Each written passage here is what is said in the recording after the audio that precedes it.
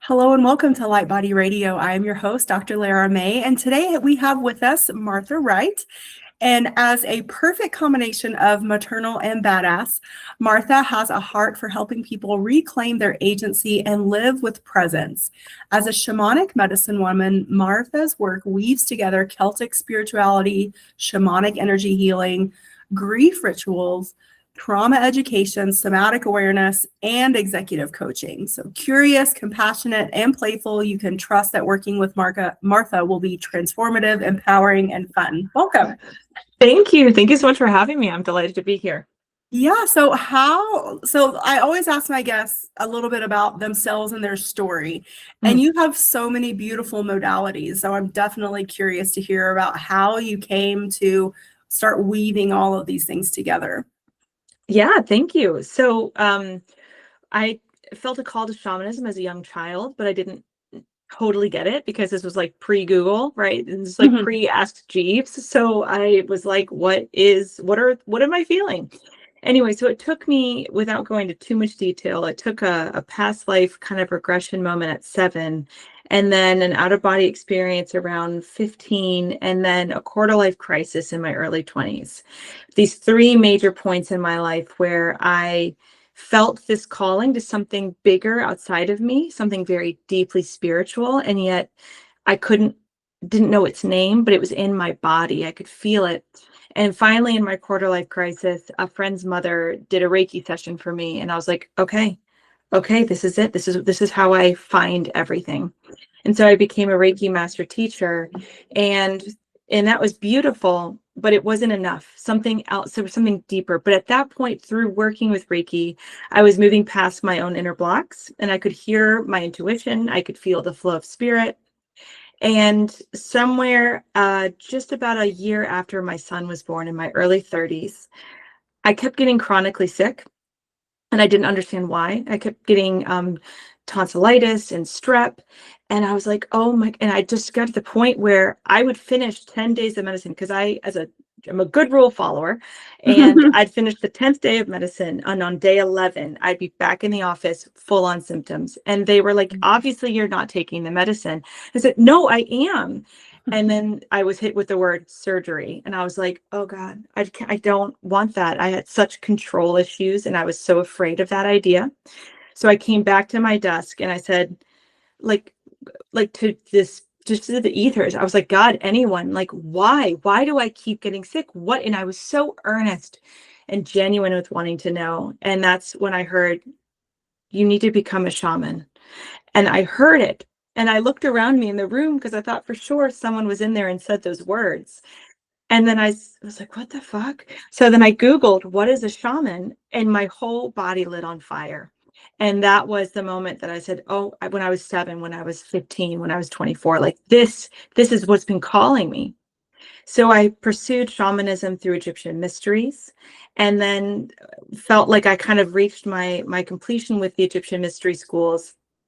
And then I went into core shamanism because as an academic at heart, I'm so deeply curious about how we as people, we as nature, we as community come to be where we are and how we are. And core shamanism is speaking to these overlapping consistencies across space and time and place that were performed like ritual and ceremony, working with elements, So these core shamanisms, I really filled a strong foundation within myself and in my practice with that. And then I kind of reached a point where, and at that point, I was also learning somatic healing work with breath work. And then I reached this point of, okay, I've arrived. I've done it, right? I'm good. I'm done. And there was still something calling me. And I said, gosh, what is it? And so then I sat with it and I realized with a little bit of research and a little bit intuitive sitting with spirit, I should say, I was like, I could go with the Peruvian, the Quechua, the Mayan, right? These living traditions that are beautiful, right?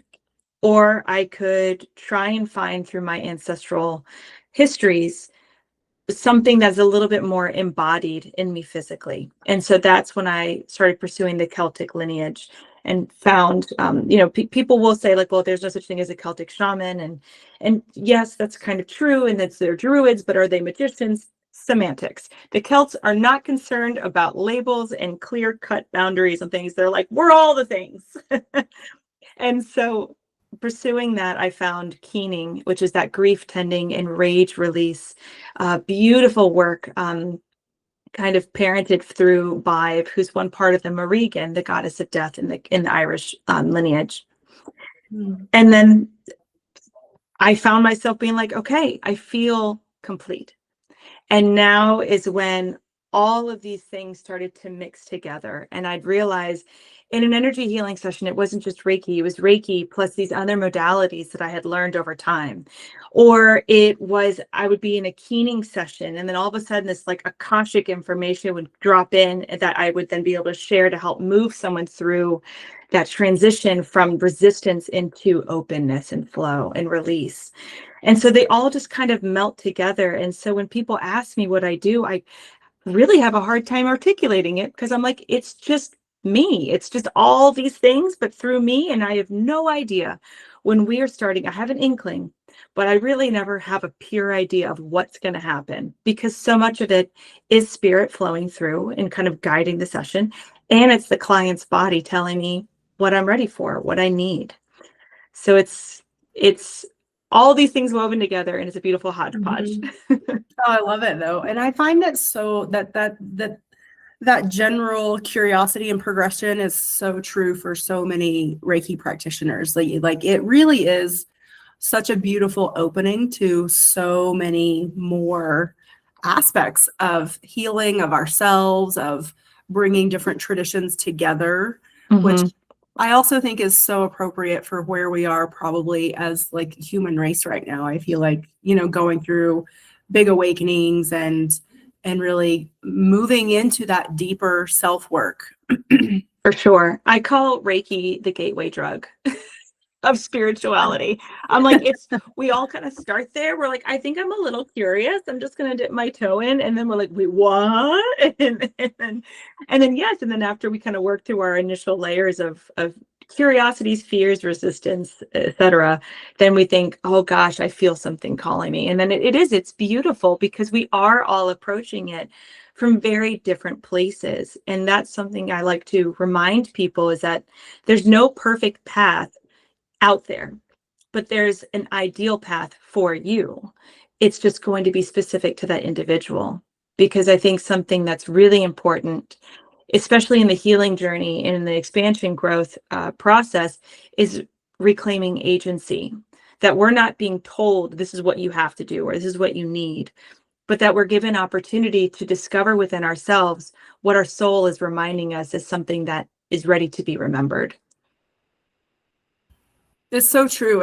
And again, I just think it's a perfect unfolding of our evolution, because we've had, historically speaking, such a long time of sort of being dictated to and told, you must conform to this, or you must worship this way, or you have to let go of these traditions in order to come into these other ones, like wherever it is along the historical path that many of us have traveled throughout past and parallel lives. So it's so real. It's so real. And it's not to say that, and I think this is something that I also believe is important to also embrace, is that working with energy healing, working with a shamanic practitioner, working with plant medicines, this is not mutually exclusive from dogma and faith.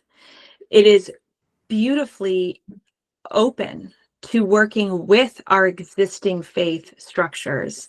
And in fact, I argue, I guess you could say, but I firmly believe that sometimes doing this work just makes us even stronger in that faith and brings us closer to the God that we worship, because it gives our heart and our body and our chakras more openness to feel that divine presence. And it's like, well, why wouldn't we want that? Yeah. I definitely see that within my QHHT sessions with clients. Working with so many different types of people of all different types of traditions, it, like you just said, it doesn't have to be either or, and it definitely is an opening to even have a deeper relationship with whatever tradition you feel called to, and which I find is both beautiful and fascinating. And it's sort of like dispelling some of these, I think, again, like old misconceptions that just no longer, we know are no longer true and no longer resonate. So we don't have to, hold on and perpetuate them. And we can go into more things with a more open mind. Yes. Yes. So real. Yeah. And a more accepting heart, I think. For sure. And so something I lovingly refer in healing, I call it the healing lasagna, because you have energy work, which is like the sauce, right? It's these emotions, it's this wet wild stuff. That sounded kind of weird, but and then you have your somatic healing work, like yoga, tai chi, acupuncture, etc., exercise, and that's very much the pasta, right? And then you've got your mental I guess actually somatic would be more the meat and the cheese. We'll say that. Okay, there we go. And then the mental part of it, the story, the structure, that's the pasta. And like you don't want just one, right? You don't want just pasta. You don't want just meats, and you don't want just sauce. Like you want it all together. And when we weave it together, not only, in the service of our faith, but also in the service of our healing and our self-awareness and presence, it's so much stronger when we weave these things together. Mm-hmm. So let's move into this topic of, what you call keening. And so I would like to explain to the audience what that is. And then, we can move into the conversation of grief and moving through grief and holding space for that whole journey within a journey, I guess. Yeah, for sure. So keening is this ancient Irish tradition that has only really been researched in a sense by oh my gosh, I was about to say the wrong name, Mary McLaughlin, who's a scholar and a singer, a trained singer herself. And so she has been teaching keening in Ireland. Now, I am not a formal trained singer, so I did not pursue study with her, but I pursued studying with a woman who brings keening in a much more shamanic process. So it's this ancient Irish tradition of grief tending. So historically, if someone were to die, the story is in old Irish families, you would hear the foretelling of the death of a loved one from the banshee or the banshee. And you would hear this awful screeching scream cry in the middle of the night. And it was terrifying. Because a lot of times the stories go, a woman, or you'd hear this woman screaming and you'd go to the window and you'd look out and you'd see this woman in a black hooded cloak in the street, just like scream crying at your house. It's like, yeah, that's freaky. That's freaky. Right. And then you find out Uncle Timmy just died. And then you're like, oh, that was the banshee telling us of the death. And then what happens is that at the wake, there would be these three women, a procession of three women who would come and sing, moan, cry, and chant, and they would move their bodies. They would wear black veils, and these cries would be these otherworldly laments. It wasn't just like sobbing; it was like a mournful song that would pour from their soul. And this energy of the keeners, of the mana kincha, mana meaning women and kincha meaning crier. For me, it would be ban kincha, because ban is woman and kincha crier. So as a ban kincha, for me, I am not resurrecting, not to use a too good of a pun there, but I'm resurrecting this energy, not in service at a wake or a funeral, but in service to helping women or people especially, but it has been mostly women to this point, unearth and shed, to let die the blocks, the boundaries inside their bodies to their inner wildness. And inner wildness isn't necessarily about going out and throwing cereal all over the grocery store because you're feeling crazy. Wildness is listening to your inner intuition, even though the world might tell you not to. Wildness is honoring yourself with rest and nourishment, and when you're tired, as opposed to pushing through to be productive. Wildness is being untrained and unconventional in a way that serves the highest good within you and around you. And so for me, in the shamanic process of keening, what I do is I work with, as I said, Bive, who is this goddess, part of the Marigan, this triple goddess of death. And Bive is very much this divine energy of the Banshee. If you think of the Banshee as like an archetypal energy, then the Manakinsha would be kind of inhabiting that archetypal energy as they are performing this grief ritual. So for me, I channel Bive and I channel that Banshee archetypal energy as I hold keens for people. And what that looks like is, what's phenomenal, even more so to me, is that it is this very psychedelic-like experience. It's incredibly transformative, but at no point are we drinking, eating, or doing anything that isn't completely normal. It's a little bit of movement, it's a little bit of breath, it's a whole lot of permission. And then it just goes. The energy sinks in and it just goes. And so what it looks like is me channeling the energy, setting the space, guiding people to breathe down into the pelvis and to feel safe. And I know you know, many say you can't guarantee safety, and I appreciate that perspective. But in the situation, this container, it is built around the person feeling held enough that when they breathe into the pelvis, the very things that had not been felt, the grief, the shame, the anger and rage, all of this repressed emotion and contained energy starts to come up and out. And so keening is this just losing oneself to this overwhelming amount of grief and rage and releasing it up and out of the body. So the Marigan, I just wanted to touch real quick. The Marigan is this triple goddess of death. The way I see and have the honor of working with all three of them is Macha is sacred rage, Bive is sacred grief, and the Marigan is sovereignty. So this power within the self to be the self, because one is born with that birthright of being authentic and genuine without judgment or shame or ego and overpraise, right? So it's sovereignty. And so whatever energy is coming through for that individual or group of people who are keening, it just explodes up and out. And what's so beautiful is when we, as part of the ritual, don a black veil. And when we don the veil, we go from being an individual with a unique story to an energy of a figure who understands the story that we've experienced as the story we all experience. What I mean by that is, especially with groups of women, with each group, I'm able to say, you all know what pain feels like. And it's not physical, it's deeply in the gut. And they're like, and everyone nods because they're like, yes, we all know what repression feels like. We all know what this. And so it's no longer this individual has this story. Let's all cry with her. It's now we cry together. And there's this community in there. And that's part of that ancient tradition too, is the communal experience of it that just makes it even more powerful. And through that release, that's when that inner wildness, this feeling of, I am going to be more than okay. I feel clean. I feel empty. I feel open. I feel held. That's that inner wildness that starts to come up to be re-embodied.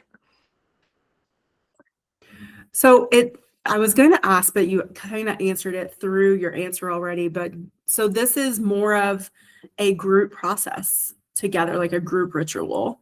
It sounds like, am I right? I mean, it can be for sure. It also can be individual. I've done both. Okay. Mm-hmm. Okay.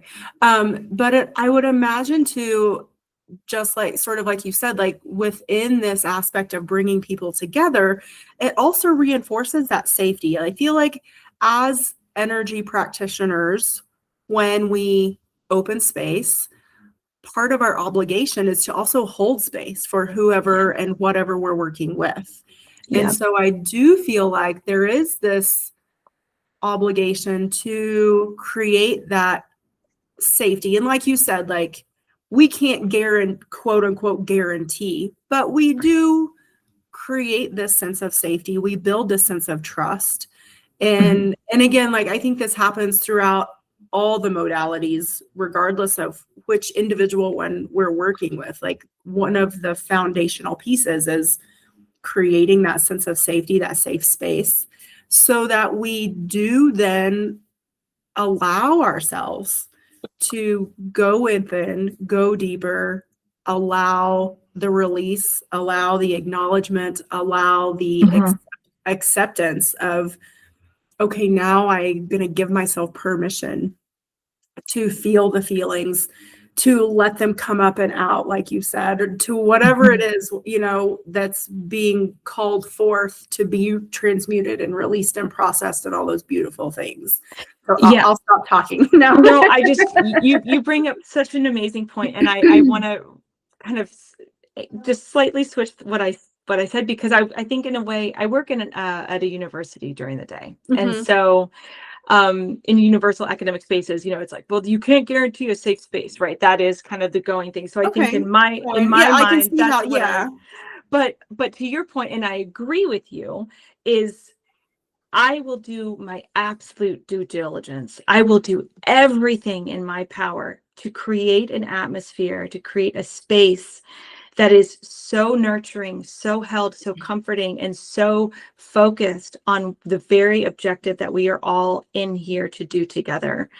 It is then up to the individual to be, like you said, to be willing to let go, to be willing to do it, to go there. Because I have had keening circles where some people hold back, and you know what? That's okay. If they just need to be in the space, then that's their prerogative.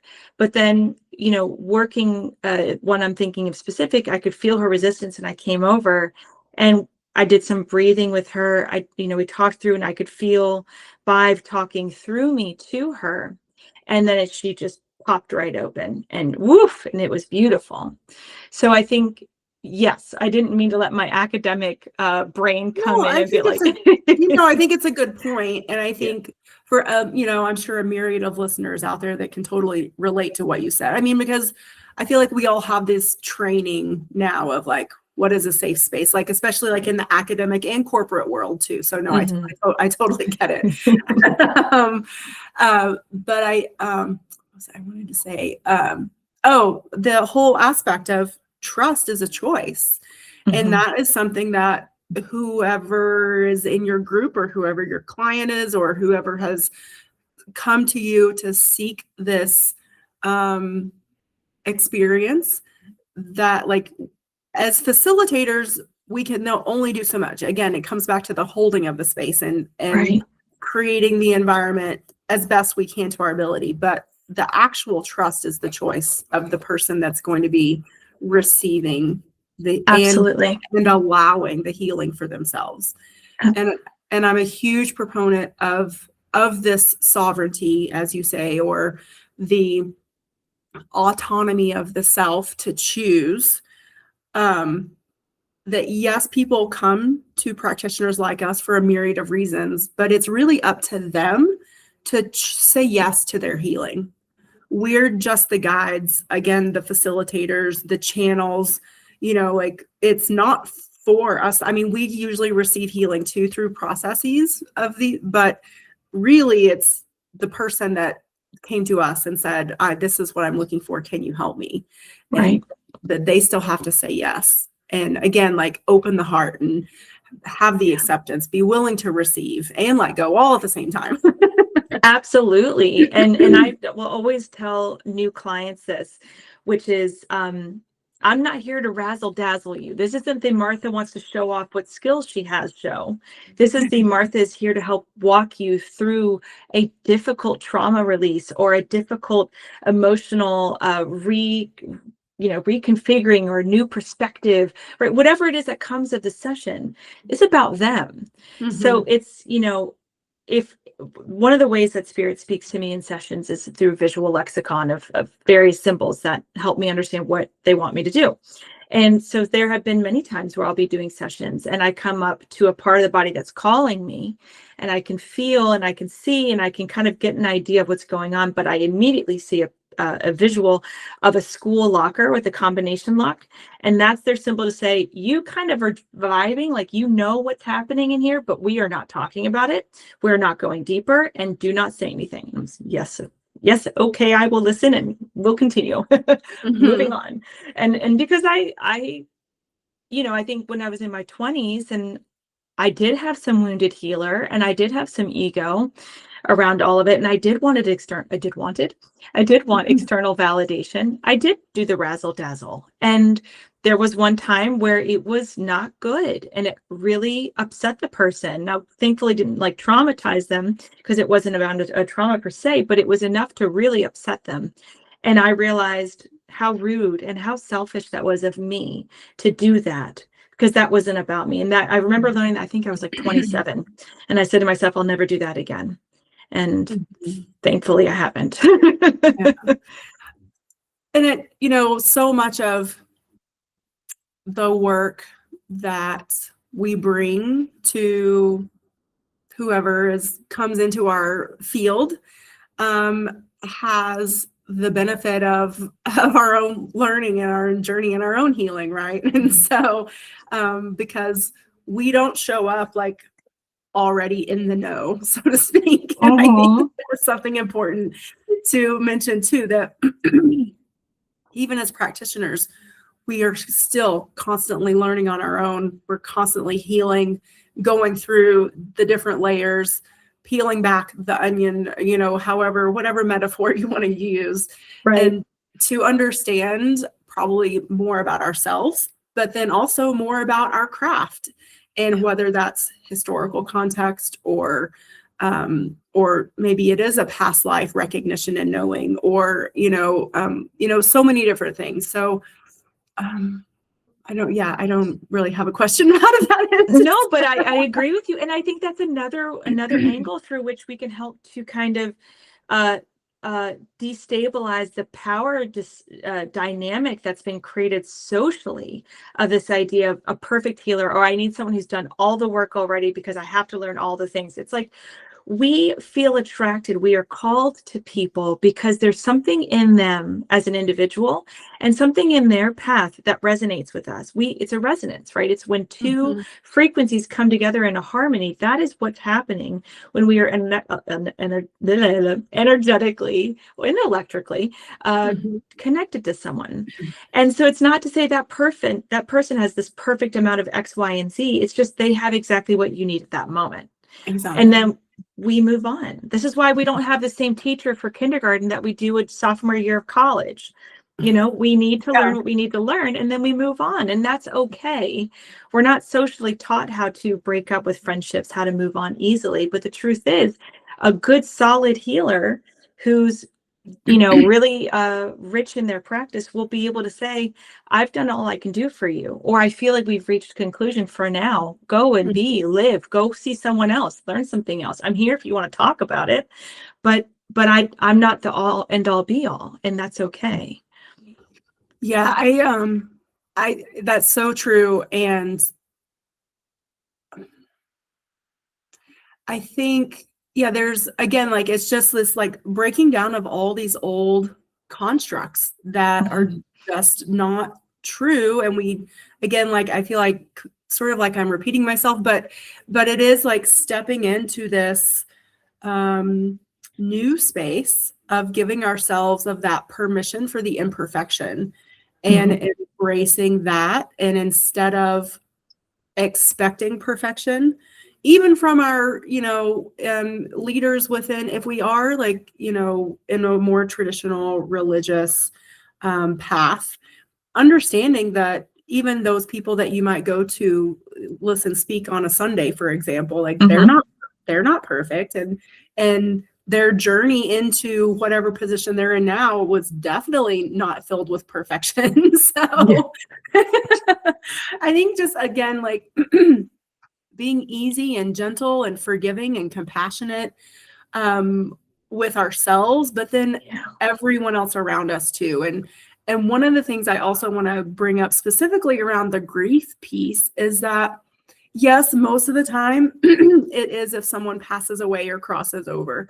But so much too, I think there's so many aspects of grief that pop up in different ways in our lives too, whether it's the ending of a relationship or the ending of a career and moving into a new career path, and so many different things that I think that could be really powerful, and I'm sure super helpful to so many people now. Absolutely. I mean, the death process is essentially what we're speaking of here. It's recognizing that something is reaching the completion of its time and that it's time to let it go and move on. But sometimes saying let it go means releasing through feeling that grief as though it is a death, because it's a death to a chapter in our lives. It's a death to an age that we may have lived. It's a death to a relationship. And a lot of times it's not just grief to saying goodbye to something, but it's also saying good. It's also releasing the dreams that we may have had, realizing they'll never come to fruition. Sometimes it's, addressing and processing our experience of things that did happen, that did come to fruition, that maybe we didn't expect it to be that way. And a lot of the times, the work that I am honored to do with this death work and the keening work, something that I find pops up a lot is sexual trauma. And with that, the grief, of course, there's the grief of having survived and experienced this awful thing. But then there is the grief around reclaiming the younger self in this greater healing process, right? We move through the physicality of it, we move through the energetics of it, but a part of that healing process is bringing that little soul piece home to the now, the present here and now, that little soul piece of who we were that was stuck in the memory of within our body. To say it differently, it's like disassociation with therapy, right? So we had this little version of us that's stuck in the memory, and that memory is stuck in our body. So by healing the relationship, by letting the memory process out and then liberating that soul piece, we then are able to bring that soul piece up to the present here and now and say, hey, we're not in that time anymore. You're now safe with me here. We are in a new place, a new time, a new age. And we get to bring her home, or them home, or him, into the present here and now. And there's a grief in there, a grief that this ever happened, right? Then there's the grief that it took me so long to get here. And there's no shame in that. There's no judgment within that. But there is grief because it's heavy. But there's usually a very good reason why it's taken this long to get there. And that is also a part of what we feel is gratitude. Surprisingly, you would be shocked to find that within there is this sense of gratitude of, oh my God, thank you for waiting for me. Thank you for being so strong and enduring that you were able to hold tight and keep me safe for this many years or even decades, so that I could get to the point now where I'm so held and safe in my life that I could come back and get you. And so grief can come up in, grief, rage, shame, all of these things can be so wrapped up in each other that when we start to think about them or we start to want to move through them, it can feel really overwhelming. But when we start to tease them apart, as we do with our energy work and as we do with keening and, in various modalities, it makes it, and we're doing it with someone who's holding our hand essentially and walking alongside of us, it makes it so much more approachable and achievable because it's one step at a time. Yeah, totally. I think too all the crazy things that we go through in this life and how, if we take the time to realize that we wouldn't be who we are today without that, as awful as it could be. Right. That, yeah, like you said, like there is that piece of maybe even just like the tiniest bit of gratitude that can grow then into, oops, I hit my mic. It can grow into bigger and more gratitude and again, just providing that space and permission to feel that. Yeah. And then the aspect too of like the shadow work that I feel like comes along with this that, is oftentimes very uncomfortable and we don't want to go there. Like the grief itself is hard enough. Yeah. And then through this, I'm sure through a lot of these processes, they were like, well, what about this aspect of myself that I'm not happy with or proud of or super stoked on? What do I do about that? Yeah. So, it's funny you say this because I just had a client session this morning and this individual and I were working through PTSD and some of it really wrapped up in sexual trauma. And at the end, I said to this individual, I was like, sometimes I wonder if people, they come for a one-time session. I don't know if they think that they're going to get this like love and light. Let me balance your chakras and tell you that you're perfect.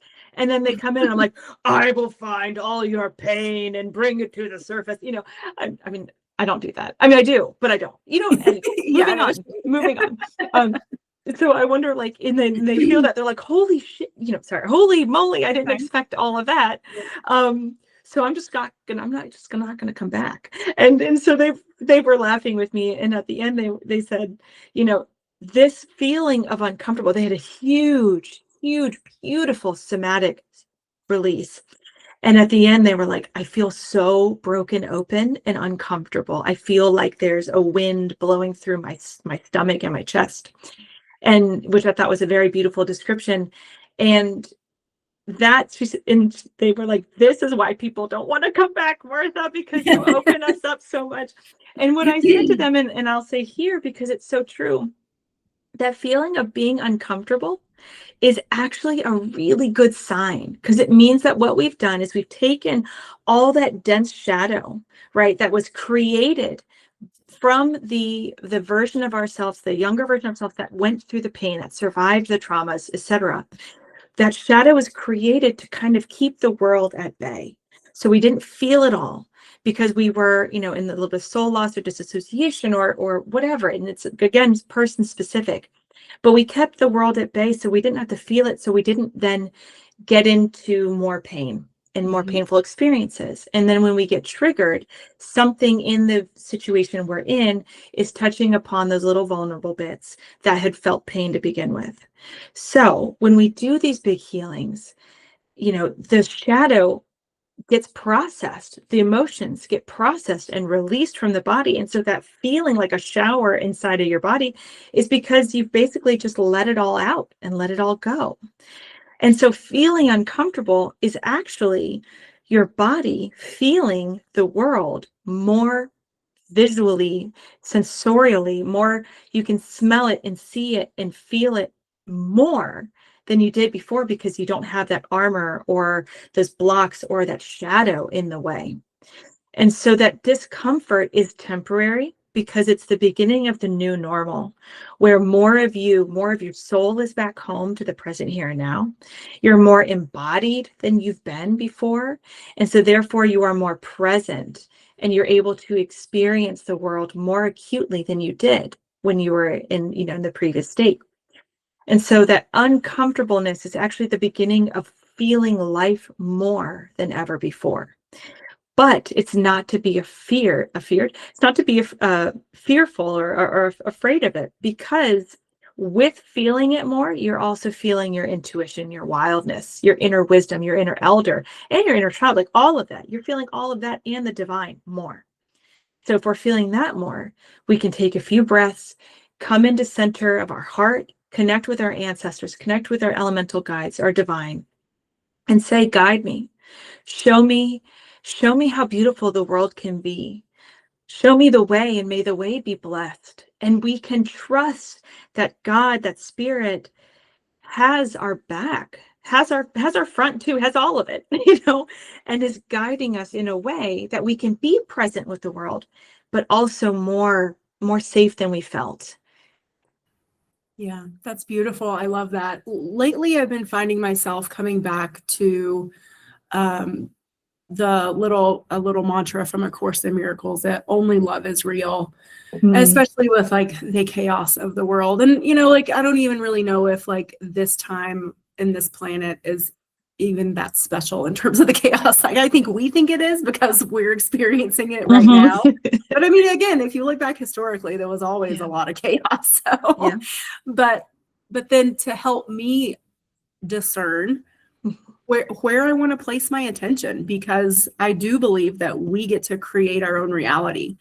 And I don't want to live in a reality where so much of this other stuff that's not great is happening. And so, some might call that ignoring or not engaging. But at the same time, I do believe in this power of creation, the power of the law of attraction, and our power to create that world that is loving, that is beautiful, that is accepting, that is kind. And so if we all, I just think that if we all just bring more of that intentionally instead of getting like sidetracked with, but we do have to, like, again, like there's this dance that I feel like is part of the dichotomy of being a human and choosing to incarnate in these human lives, to work through that and like journey through that, so then we can come to this place of the autonomous choice of where do I want to be, who do I want to interact with, what situations do I want to participate in. Absolutely. No, and I hear you. I do hear that as well. Is with other practitioners who I've had conversations where it's like, am I just putting my head in the sand? And ultimately, and I've sat with spirit on this. I was like, am I doing this wrong? And the answer I got is, I am in a state of preservation. When I can be out in the world advocating, I will. But then I have to come back to the state of preservation in order to be in service to the greater good. So my waves that I make as an individual practitioner are with the individuals whose lives I help by doing the work I do and guiding them through their transformations that they are ready to go through. They then show up in their lives differently.